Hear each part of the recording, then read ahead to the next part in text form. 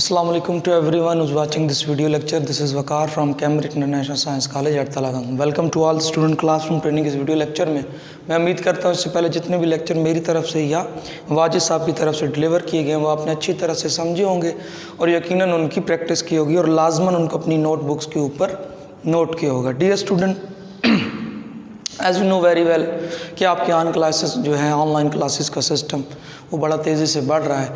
हर subject के lecture जो हैं वो डे बाय डे अपलोड किए जाते हैं आपकी CISC तलागांग की वेबसाइट पे, जो आपकी कैम्ब्रिज कॉलेज की वेबसाइट है।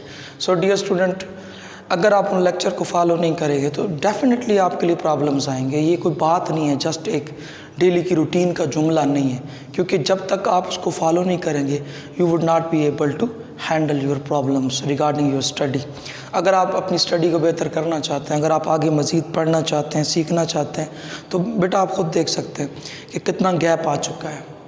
अगर आप गौर करें ना तो कितना गैप आ चुका है। अगर मार्च के अंदर आपकी क्लासेस शुरू हुई और मार्च से अब जुलाई तक 4 मंथ का गैप राउंड अबाउट आ चुका है। आज की डेट पे मेरे ख़्याल में आज की डेट तक 4 मंथ बन जाते हैं। तो 4 मंथ का gap how can it tackle with in 2 और 3 मंथ। 4 महीनों का गैप 2 या 4 महीने में कैसा पूरा किया जा सकता है? It's impossible.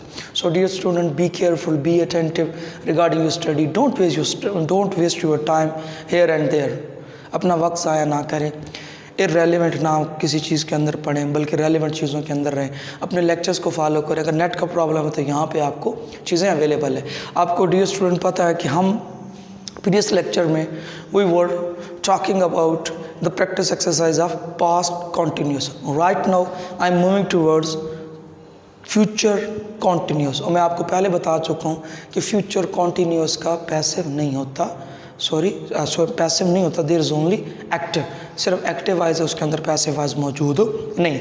आज जो मैं एक्सरसाइज ली है मैंने, practice exercise of future continuous. In this lecture we are going to construct the sentences from Urdu to English in this blackboard regarding future continuous। आपको पता है पहले कि future continuous के अंदर with every subject will be plus verb की ing वाली form, जिसे हम लैंग्वेज के अंदर पार्टिसिपल, प्रेजेंट पार्टिसिपल कहते हैं, और यहाँ पे हम उसको अक्सर वर्ब प्लस ing वाली फॉर्म बोलते हैं, और प्लस आपका क्या आता है? ऑब्जेक्ट। तो डियर स्टूडेंट, यहाँ पे सीक्वेंस यही है SVO। पहला जुमला है मैं ख़त लिख रहा हूँ। तो इसके अंदर डियर स्टूडेंट काम कौन सा हो रहा है? लिखना क्या है? काम है। कौन? मैं। किस चीज़ को? सब्जेक्ट को। तो आप देख सकते हैं, सॉरी, ख़त को। अब यहाँ पे सब्जेक्ट भी आ गया, ऑब्जेक्ट भी आ गया और वर्ब भी आ गया। जस्ट हमने पुट करना है आई।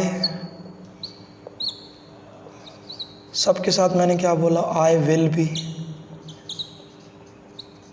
राइट से क्या हो गया? Writing. I will be writing अ।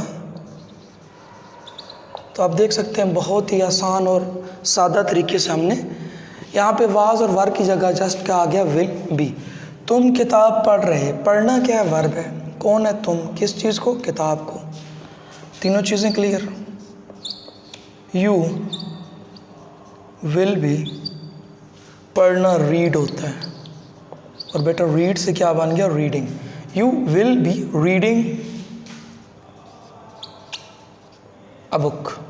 हम खाना खा रहे हैं। खा इसके अंदर वर्ब है। कौन? हम। किस चीज़ को? खाने को। वी के साथ भी विल आएगा। वी विल बी ईटिंग मील। वो तुम्हारा इंतज़ार कर रहा है। बेटा इसके अंदर वर्ब कौन सा है? इंतज़ार करना। कौन इंतज़ार करने वाला? वो। किस चीज़ का इंतज़ार? तुम्हारा इंतज़ार। अब सब्जेक्ट इसके अंदर क्या है? वो। ही के साथ भी क्या है? Will be. He will be. इंतज़ार करना का वर्ब होता है वेट। वेटिंग हो गया। ही विल बी वेटिंग तुम्हारा for you. He will be waiting for you.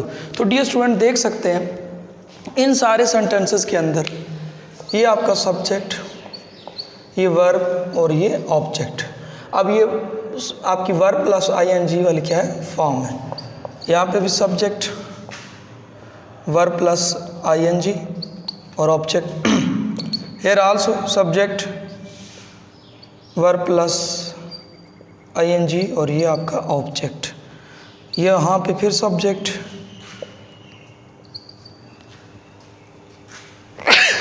Sorry और ये आपका ऑब्जेक्ट। इससे एक स्क्रीनशॉट ले लें, मैं दोबारा शुरू करता हूँ।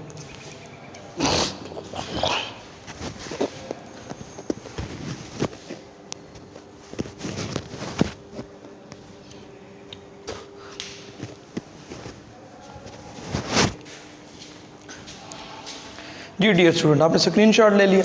अब हम बढ़ते हैं नेगेटिव की तरफ। ये सारे जुमले जो थे अफर्मेटिव थे। ये क्या थे, अफर्मेटिव। इनमें कोई नेगेशन नहीं है, बस सीधी सीधी बात की गई है, बात की नफ़ी नहीं की गई है, बल्कि मुस्बत बात है।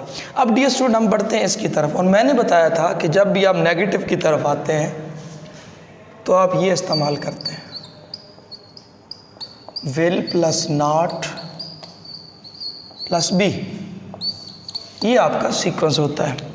अब यहाँ पे देखिए, वो पानी नहीं पी रहे होंगे, पहले वो पानी पी रहे होंगे, अब वो पानी नहीं पी रहे होंगे, वो दे। काम कौन सा हो रहा है इसमें, पीना। कौन है वो, किस चीज़ को, पानी को। दे सब्जेक्ट आ गया विल, अब नहीं के लिए क्या आ गया, नॉट। दे विल नॉट पीना, ड्रिंक। तो बेटा ड्रिंक से क्या हो गया, drinking. They will not, they will, इधर बी रह गया था ये वाला, they will not be drinking. ये जो आपका वाटर है ना, ये है अनकाउंटेबल।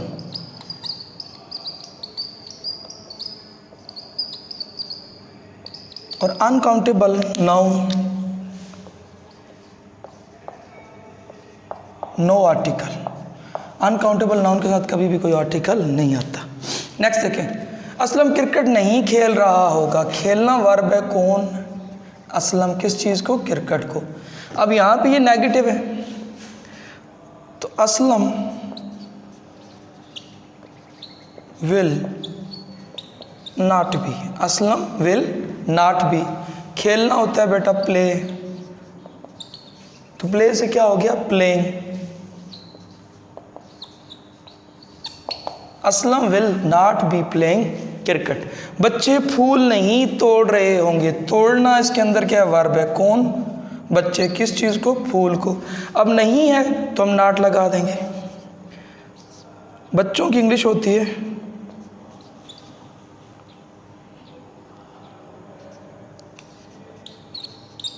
चिल्ड्रन विल, तो बाद नॉट आ गया और बाद में बी आ गया। Children will not be, plug का मतलब होता है तोड़ना। ये ब्रेक वाला तोड़ना नहीं है, ये चुनना होता है बेसिकली, लेकिन उर्दू में हम तोड़ना लिखते हैं। Children will not be plucking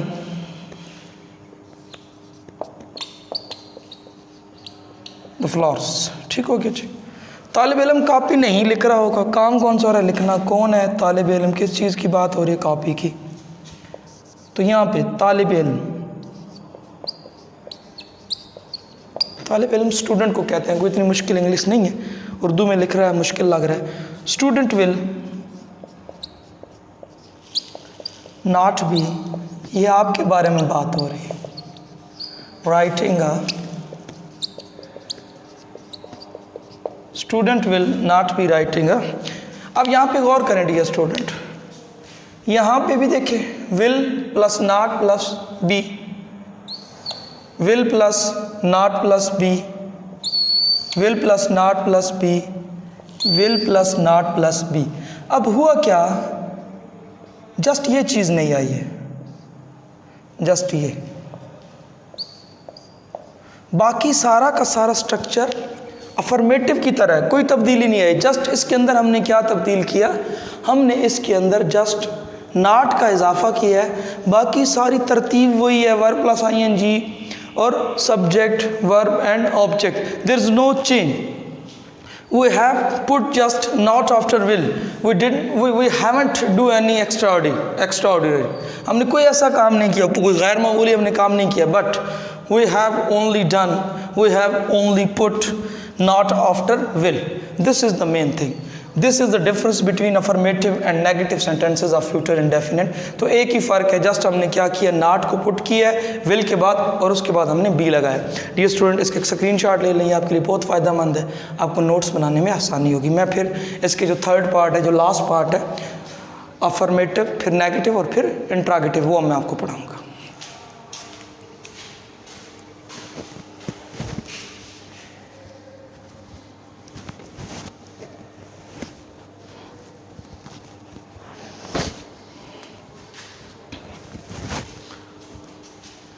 Dear student, I hope you would have taken a screenshot of it. So right now I am going to erase it, and after that I am moving toward the last part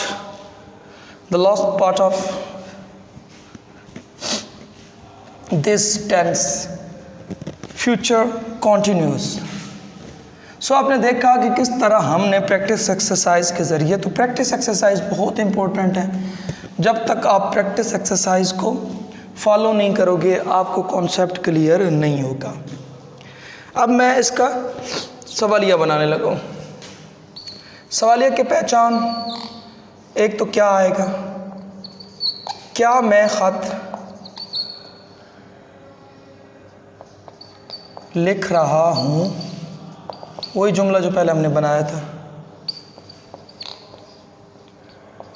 क्या वो मकान तामीर कर होंगे, no no no, यहाँ पे question mark. क्या हम किताब पढ़ रहे होंगे।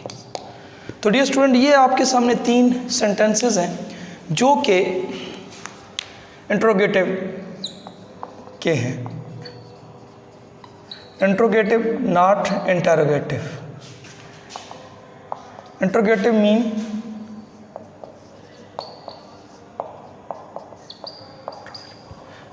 मीन सवालिया फिक्रात। क्या मैं खत लिख रहा होऊंगा, अगर तो मैं खत लिख रहा हूँगा तो ये सवाल नहीं था, ये स्टेटमेंट थी, यानी स्टेटमेंट। अब यहाँ पे क्या आ गया, क्या मैं ख़त लिख रहा हूँगा, तो ये आपका इंट्रोगेटिव बन गया। यानी यहाँ पे इंट्रोगेटिव या इंट्रोगेटिव, यानी यहाँ पे सवाल किया जा रहा है, क्या मैं।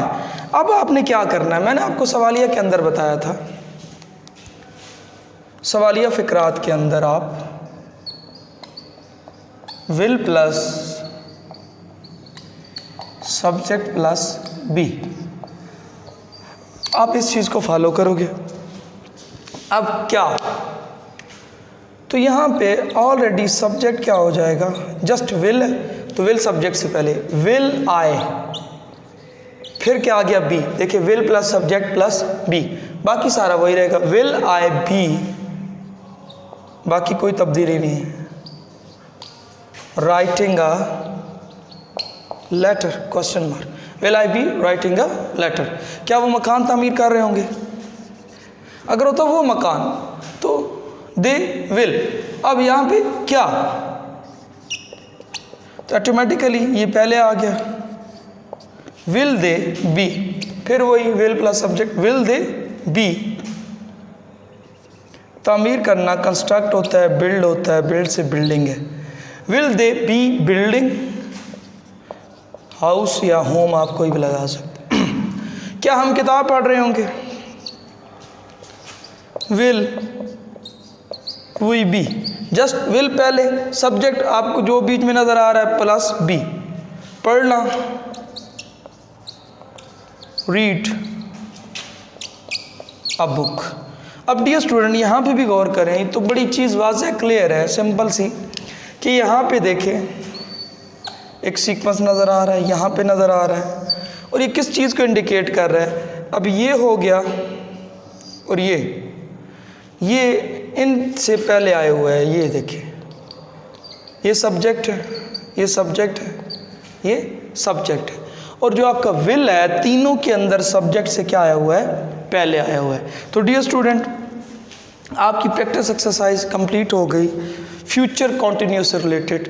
तो आज हमने क्या पढ़ा, हमने 3 चीज़ों को डिस्कस किया। हमने सबसे पहले अफर्मेटिव सेंटेंसेस पढ़े फ्यूचर कॉन्टिन्यूस के, जिसके अंदर हमने सब्जेक्ट वर्ब और ऑब्जेक्ट लगाया। फिर हमने नेगेटिव पढ़े और there was done only one change regarding negative sentences, और वो क्या था, वही just put not after will, nothing else, इसके अलावा हमने कुछ नहीं किया।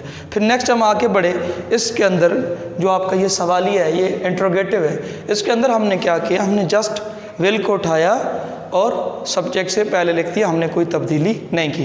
तो डियर स्टूडेंट, मैं उम्मीद करता हूँ आज का लेक्चर आप ज़रूर सुनोगे, स्किप नहीं करोगे और इसको अपनी नोटबुक्स के ऊपर दर्ज करने की कोशिश करोगे। वाजिद साहब के जो लेक्चर है वो टेक्स्ट पढ़ा रहे हैं, माशाल्लाह बहुत अच्छा पढ़ा रहे हैं, आप उनको मिस ना करें, उनको भी ज़रूर पढ़ें ताकि, और उनको भी ज़रूर सुनें और कापियों के ऊपर नोट करें ताकि आपका टेक्स्ट का पोर्शन भी अच्छा हो जाए और आपका ग्रामर का, क्योंकि दोनों एक दूसरे के साथ कोरिलेट करते हैं, एक से दूसरे की हेल्प, दूसरे से पहले की हेल्प आप ले सकते हैं। अपना ख्याल रखें, अपने घर वालों का ख्याल रखें, लॉकडाउन है और ये जो गेम वगैरह हैं, पबजी और एट्सेट्रा, जितनी भी ये फजूल चीज़ें, इससे अपने आप को बचाएं, पॉजिटिव रहें, अपने आप को एक्सरसाइज से मेंटेन रखें, एक्सरसाइज ज़रूर करें, खाना अच्छा खाएं, जल्दी सोएं, early to bed early to rise, it is very helpful for you and for your upcoming days. ठीक है, खाना जल्दी खाएंगे तो बहुत अच्छा होगा। सुबह का खाना राउंड अबाउट 5:30 से पहले खा लें, 5:30-6 से पहले खा लें। थोड़ी सी वॉक कर लें, सुबह की मॉर्निंग वॉक बहुत अच्छी होती है।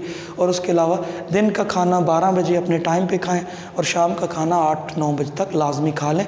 और फिर हर हाल में 11 बजे 10-11 बजे अपनी सोने की आदत बनाएं। सुबह उठें, नमाज़ पढ़ें, अल्लाह का जिक्र करें, कुरान पढ़ें, ताकि आपकी भी सेहत रहे और आपके घर वाले भी आपसे खुश हों कि हमारा जो बच्चा है वो एक रूटीन के साथ सारे अपने काम सर अंजाम दे रहा है। शुक्रिया, अपना ख्याल रखिएगा, अपने घर वालों का ख्याल।